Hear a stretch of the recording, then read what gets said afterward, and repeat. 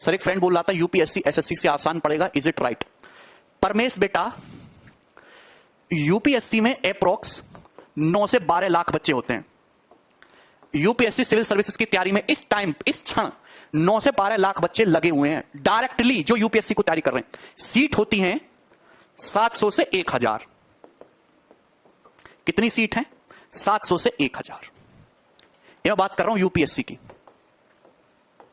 बहुत reputed exam है। देखिए बात समझिएगा, अगर मैं एसएससी सीजीएल की बात करूं है भी, तो इस सिंगल टाइम में 25 से 35 लाख बच्चे डायरेक्ट एसएससी सीजीएल को टारगेट करके पढ़ाई कर रहे हैं।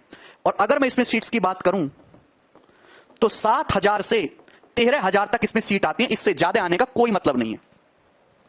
अगर आप सीडीएस की बात करोगे तो एट ए टाइम 1 से 1.5 लाख बच्चा तैयारी करता है सीडीएस की, जो सीडीएस को पढ़ के पूरी मेहनत कर रहा है सीडीएस के लिए। और सीट जो होती हैं वो 150 से 250 सीट होती है।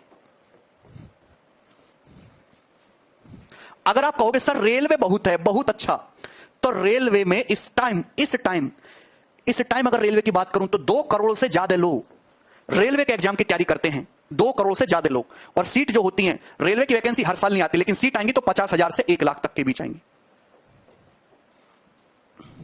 2 करोड़ नहीं, 2.5 करोड़ बोलना चाहिए मुझे। ये हाल है, ये कड़वी सच्चाई है। ये कौन कह रहा बेटा यूपीएससी आसान है? इस पे बाप बैठा हुआ है सब। ऐसा बालक बैठा हुआ है जिसे यूपीएससी की एनसीईआरटी किताबें ना ऐसे बोलेगा और ऐसे कहानी सुनाना शुरू करेगा तुम्हें। चलता फिरता गूगल है वो छोटा, ऐसा बालक भी है। हिंदी वाला जो है, जो बिहारी मेहनती बच्चे हैं बिहार से, ये देखिए कौन कहता है सीजीएल आसान है? ये तो यूपीएससी से भी कठिन हो गया। ये देखिए, ये डिफेंस है, ऑफिसर बनेंगे आर्मी में। ये देखिए रेलवे है, क्या इनमें कोई भी आसानी है?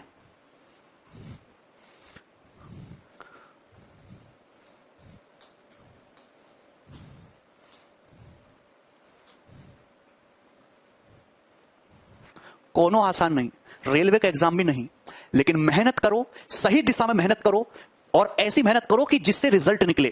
देखिए अगर आप नौकरी के लिए पढ़ रहे हो, केवल नौकरी के लिए पढ़ रहे हो, तो ऐसे पढ़ो कि केवल नौकरी निकले।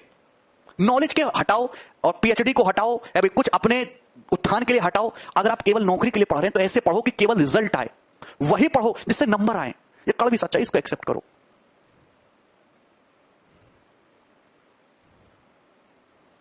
केवल हार्ड वर्क से कुछ नहीं होता, स्मार्ट वर्क चाहिए। स्मार्ट वर्क जो हम लोग पढ़ाई कर रहे हैं, ये डायरेक्ट कभी किसी काम नहीं आता। हाँ लेकिन फिर भी देखिए, जो आप ये पढ़ रहे हैं, मैंने आपको ये सब चीज पढ़ा है, क्या कभी इसका कोई काम आएगा? रेलवे में, कोई एसएससी में, किसी भी जॉब में कोई काम आएगा? नहीं काम आएगा। पर फिर भी गवर्नमेंट ये सब क्यों पूछती है? इसलिए पूछती है कि गवर्नमेंट का एक बेंचमार्क है कि जिस बच्चे में इतना दिमाग नहीं है कि वो ये सब चीजें समझ पा रहा है, तो वो फील्ड पे, सड़क पे उतर के जब उसके सामने 4-5 ठेकेदार अपने गुंडे लाके खड़ा कर देगा, वो काम नहीं करेगा, तो कैसे उनसे काम करवा पाएगा? नहीं करवा पाएगा। हमारे देश में गवर्नमेंट जॉब तो निकलती हैं, पर प्रॉब्लम यहां पे एक पॉपुलेशन की भी आ जाती है। पॉपुलेशन एक अच्छी चीज है, किसी देश में आदमी ज्यादा है, लेकिन एक बहुत बड़ी पॉपुलेशन केवल गवर्नमेंट जॉब की तैयारी में लगी हुई है, ये गड़बड़ हो जाती है। और उस हिसाब से वैकेंसी नहीं है।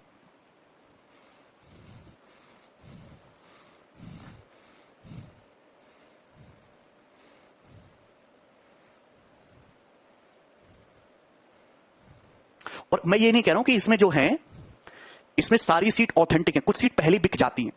700 में से 100 सीट जो है रिजर्व रखी गई है यूपीएससी में, जिसमें बड़े एमपी या नेता के जो है बच्चे डायरेक्ट जाएंगे। इसमें आप जानते हो कि एसएससी के ऑफिस से डायरेक्ट बातचीत होती है। यहां आप जानते हो रेलवे में तो सस्ता ही रेट चलता है, हर एक राज्य का लोकल गांवों में बंदे मिल जाते हैं। सीडीएस में जो खुद ऑलरेडी उस ऑफिसर रैंक पे काम कर रहे हैं, वो अपने बच्चों को, है ना, भतीजे को पहुंचा देते हैं आगे। इसमें से आप 30% पोस्ट आप ऐसे समझ लो, बहुत ज्यादा नहीं कह रहा मैं, अब थोड़ा कम हुआ है क्योंकि सब डिजिटल है। 30% पोस्ट ऐसी होती है जो ऑलरेडी पहले से ही दी जा चुकी है। तो ये सच्चाई का आईना है, लेकिन आपको घबराना नहीं है। हर बच्चा मेहनती नहीं है। आप मेहनत करते रहो और लगातार करते रहो तो आप जरूर निकालोगे।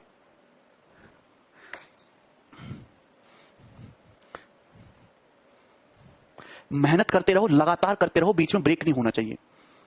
ठीक है? अब तो कोई कुछ नहीं कहेगा ना सर ये इजी, ये टफ है। सबको पता चल गया क्या हाल है। देखिए, अर्थमेटिक प्रोग्रेशन की स्टैंडर्ड फॉर्म